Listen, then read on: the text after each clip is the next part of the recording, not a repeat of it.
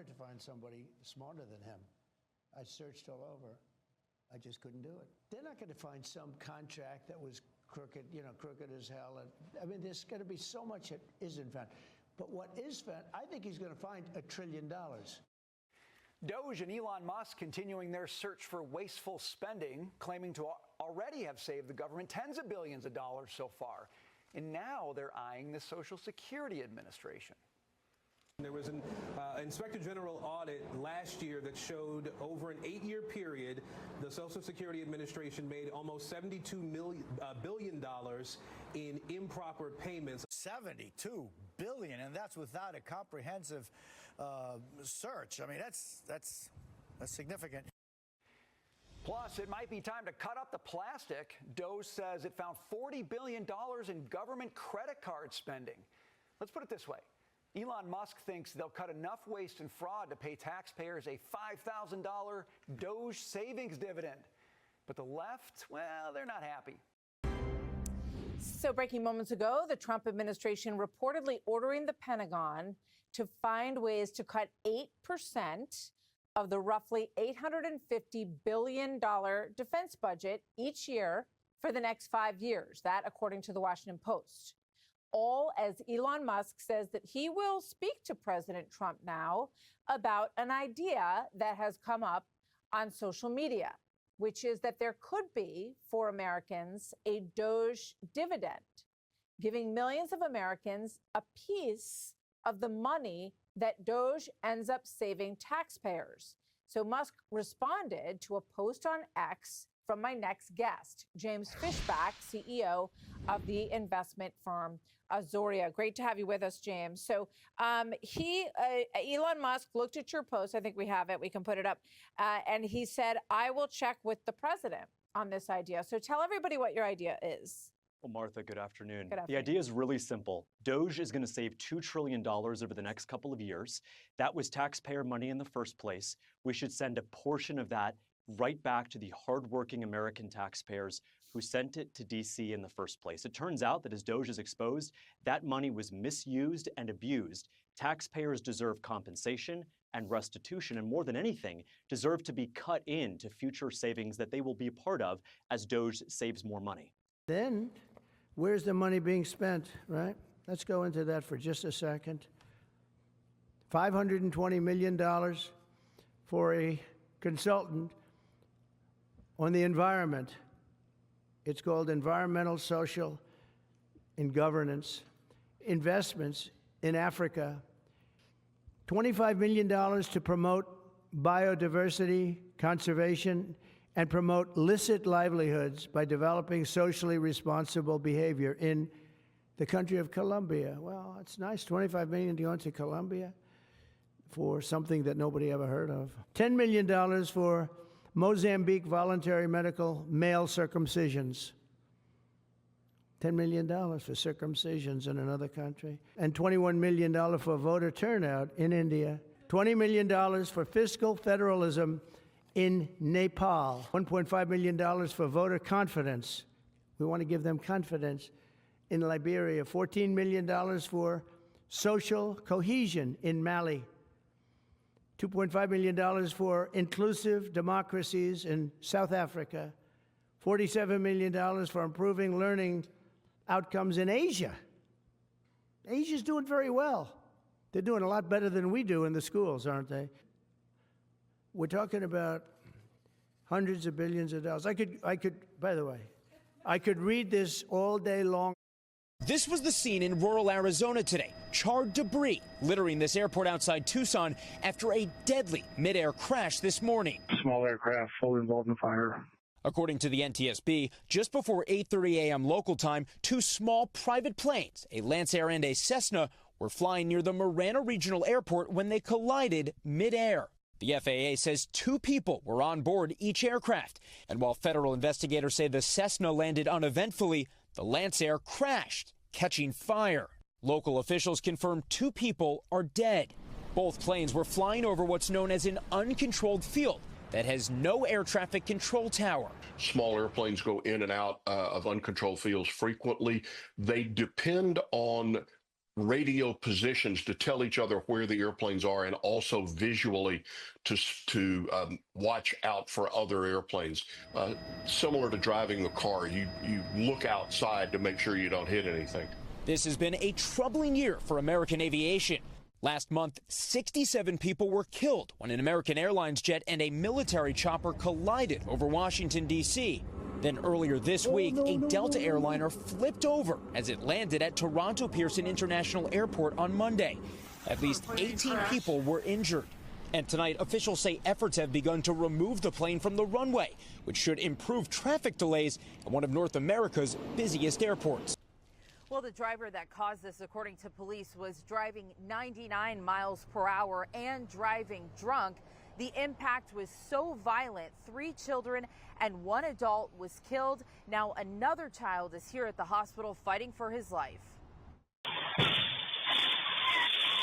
On Saturday, 3 children and 1 woman were killed when a speeding drunk driver slammed into this white car. It was crushed against the SUV in front of them in Miami Gardens. 2 other children were rushed to the hospital, including Destiny Rose's 7-year-old Cyrus Rankin. He remains in the hospital tonight. It's my firstborn, my baby.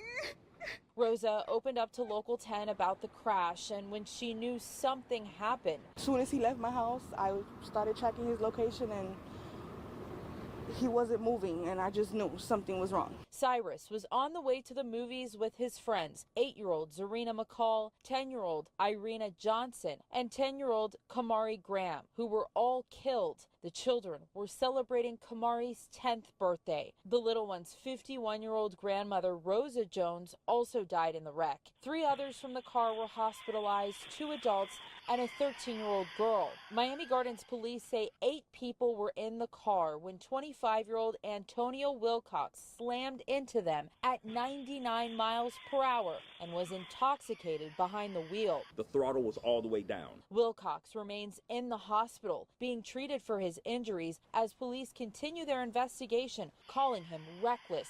All right, next up, everyone, we want to go out to Pontiac, Michigan. This is where the Oakland County Sheriff is speaking on a case and an investigation where a mom is accused of leaving alone her kids in a neglected home for years. Let's listen on Live Now from Fox. Some of this content could be very, very hard to really retain here, so viewer discretion is advised as we learn the details of this case.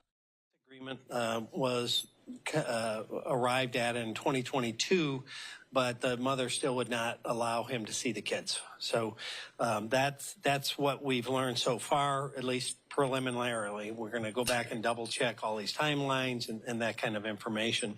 So he, in essence, had lost contact with the kids. And that's where that stood. So we've had questions about that. The other questions that we've had was, who were the other people potentially dropping food at the house other than the mother?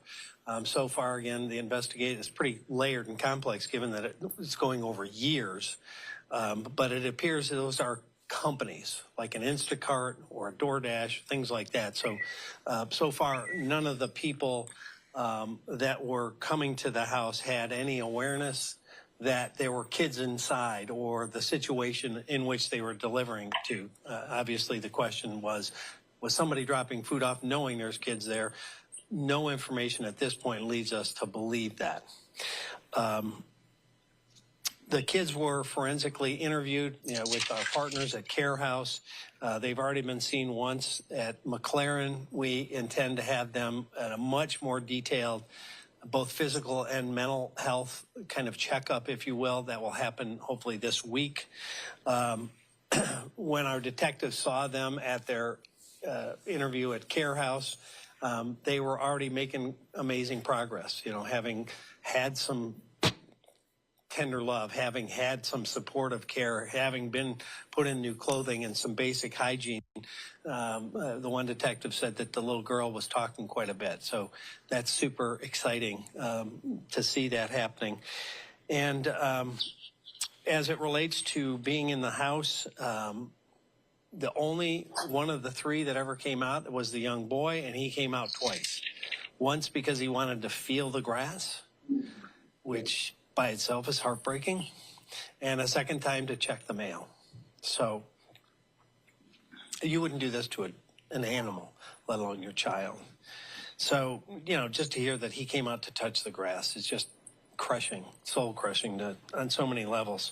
As it relates to the house, you know, we have obviously released pictures. I'll get my technical expert up. You've already seen some of these pictures. I rolled that little mouse, but it didn't want to cooperate. So inside of the home, you know, as I had mentioned with these pictures, trash was piled, you know, in some places 3 and 4 foot high. Everything was covered with feces and trash. The toilet had become non-functional, and the bathtub was filled with feces. You know, I mean, that's the kind of situation these poor kids had been living in for years, not just hours or days, for years. And so when you have the complete lack of hygiene, a complete breakdown of basic living conditions that they were subjected to. And to get a little deeper into that, detectives have narrowed down the initial abandonment they believe to be somewhere in the spring to summer of 2020. Obviously, COVID played a little part in the disconnect potentially with schools and school communications. In 2020, the mother dropped off some trash bags, gloves, and Febreze, and that was about the last thing related to hygiene. 2020, in the height of COVID, okay? Towards the end, the children apparently were getting a loaf of bread dropped off that was intended to last 3 to 4 days. So, I mean, obviously on so many levels, the conditions are horrendous and the situation terrible. So what we're trying to do in the meantime, and as it relates specifically to the case, the preliminary report has been turned over to the prosecutor. We're adding some more stuff for them. They're in the process of determination. When I heard about this, I called her on the weekend and let it know it was coming, and she has her staff queued up, and they're in that process. As it relates to the kids, the first thing we wanted to do is obviously get them safe and to get them clean and get them enclosed. And I will say we have one of the most generous communities, I think, in the world. We put on there that we needed clothing, and this is just a tiny sample of what we've received. At the office of another office of ours, we have bags and bags. So we don't need any more clothing. We greatly appreciate it. The family and the kids greatly appreciate it. And so we're kind of pivoting now to financial support. And we have put up a link, if you will, to the charity Mission Oakland. And 100% of it will go to the kids. I was just totally mind blown. I don't think I've seen anything around me. When a crabber in Lee County got a call from someone claiming to be a detective in Northeast Florida, claiming he was involved in a crime hours away, he thought it was a prank. Turns out it wasn't. I'm just thinking, how in the hell did this happen to me? He was eventually arrested, and the reasons why left him stunned. Evan Dean has this Gulf Coast investigation that's a warning to all of us. This is the moment a deputy showed up at Robert Dillon's front door. His face says more than words. You got any shoes or anything on you? Are you shitting me, man? I'm not. It all happened back in August, just outside Dillon's home in San Carlos Park. This is crazy as What is it? I gotta get my shoes. What is going on? What's going on is Dillon is about to be arrested for a crime he never committed. I'll tell you what, man, I'm gonna put you in the cuff in the front. This is nuts. Despite insisting he's innocent, Dillon is handcuffed, put in a police cruiser, and taken to jail. God, this is nuts. Well, I wouldn't know what to tell you, G. It's not our investigation. For Dillon, the only thing harder to believe than the arrest itself is where the crime happened and how he was identified as the suspect. And I'm thinking, how in the hell did this happen? How did this happen? They say in life everything happens for a reason. I can't for the life of me figure out this one. More than 300 miles northeast of Lee County sits the coastal resort city of Jacksonville Beach. It's here at a fast food restaurant near the ocean where the alleged crime happened. In November of 2023, a young girl told police that a man, a stranger, had asked her to come with him twice while in the restaurant. She didn't, and the suspect left. But police pulled these surveillance photos of him, and months later, this is crazy as Robert Dillon would be placed in cuffs, accused of luring or enticing a child. The problem? Dillon says he's never been to Jacksonville Beach. Out of the blue, you know, they pick some guy that lives 6.5 hours away and says, "This is you." It blew my mind. Police reports from Jacksonville Beach PD show detectives initially didn't have much to go on. That is, until the neighboring sheriff's office ran the surveillance photos through a facial recognition program, AI, which revealed a 93% match on facial features to Robert Dillon. The report doesn't say what photos of Dillon sparked the match, a driver's license, a mugshot, or something else. He does have a criminal record, including an arrest for DUI and for a bar fight, but no crimes involving kids. I cannot stand any adult to harm a child in any kind of way. He's got black wavy hair. I don't have wavy hair. You know, he's got a big hole underneath of his eye. I don't have that. Do you think he ever should have been arrested for this? I don't.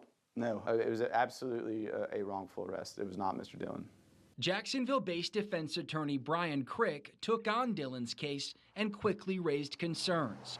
The police report showed neither of Dillon's license plates were picked up on readers in Duval County, but there's no mention of police checking readers in Lee County. There was also no mention in the report if police pulled Dillon's phone records. A manager at the restaurant did pick his photo out of a lineup, but the report says that same witness described the suspect as a regular customer, and the photo lineup wasn't shown to them until 2 months after the crime. The more time that passes, the worse somebody's memory is going to be about a specific event. Aside from the facial recognition program and the one witness identifying him, what evidence pointed to his involvement?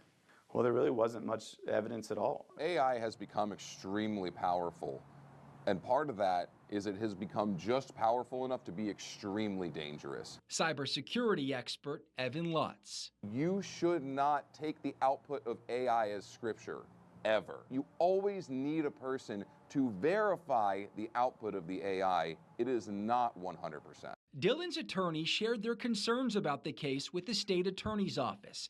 He sent text messages showing Dillon had a typical day of work in Lee County on the day of the alleged crime, and sent photos showing differences in Dillon's appearance from the suspect. Ultimately, after reviewing the evidence, the state attorney's office dropped the case. Well, it's great. I mean, it's certainly great for Mr. Dillon. I mean, I think there's still questions as to how did it even get that far. We reached out to Jacksonville Beach PD, but they refused to answer questions about their investigation.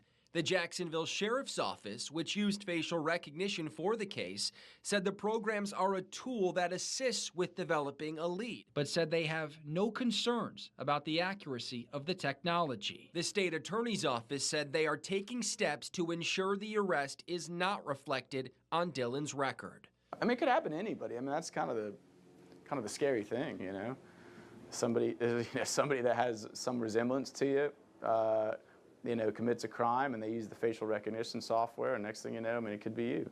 There was a car parked there and there was a car parked there. This time, at least, it was Robert Dillon. He's now trying to find a civil attorney to take on his case. This is nuts. After all, he did pay to bond out of jail, pay for an attorney to defend him, pay for a crime he never committed. I was upset. I was hurt. I just, every emotion you can possibly think, I had it. You cannot wrongfully imprison somebody, no matter who you are. Everybody's got rights. Christina Murray's long journey to motherhood took a path she never thought possible. I spent my entire life wanting to be a mom.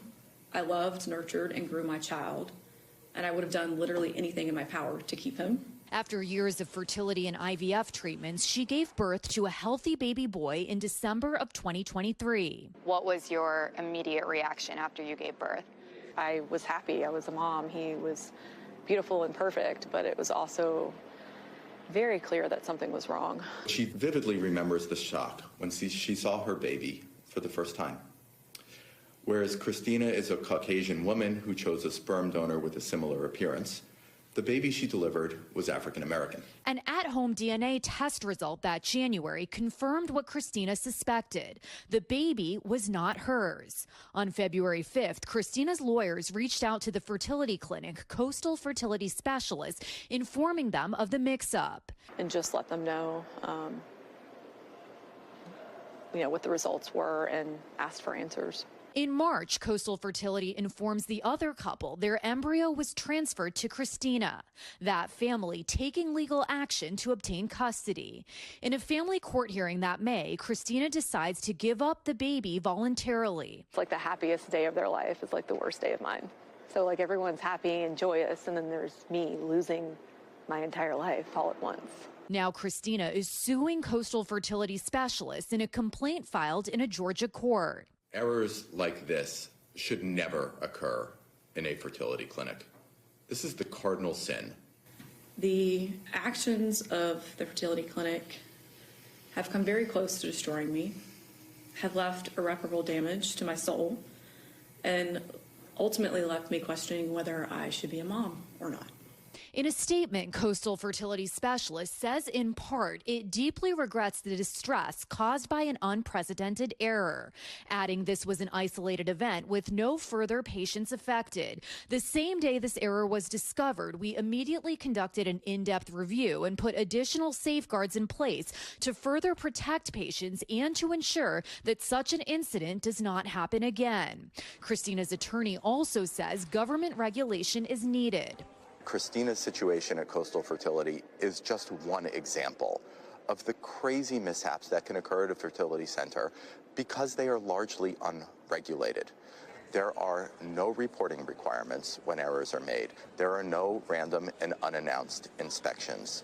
There are no statewide or federally required certifications for the staff who work at fertility clinics. As for Christina, her long journey to motherhood is not over. It sounds like you haven't given up your dream of becoming a mom. I have not given up. I have started the process over again with another clinic, and I'm hopeful that in the next year or two I can try again.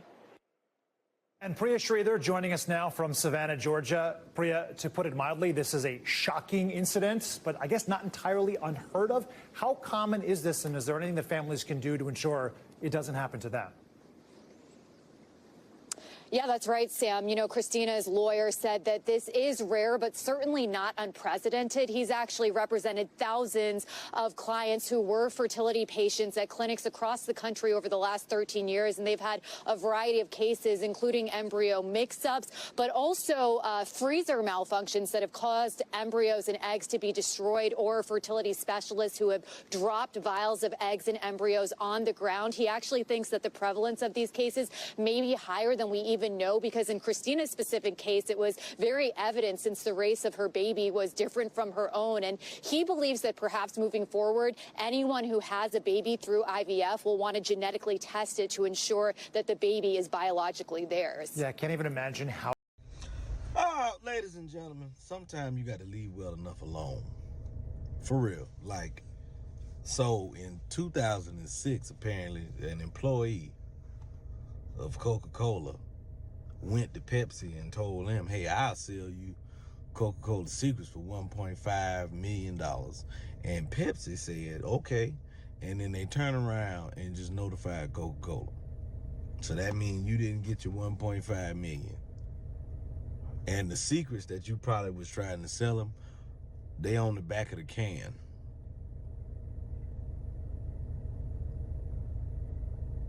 Pepsi don't have no interest. What you finna tell them? Why, what we going through all this for? Y'all gotta think things all the way through.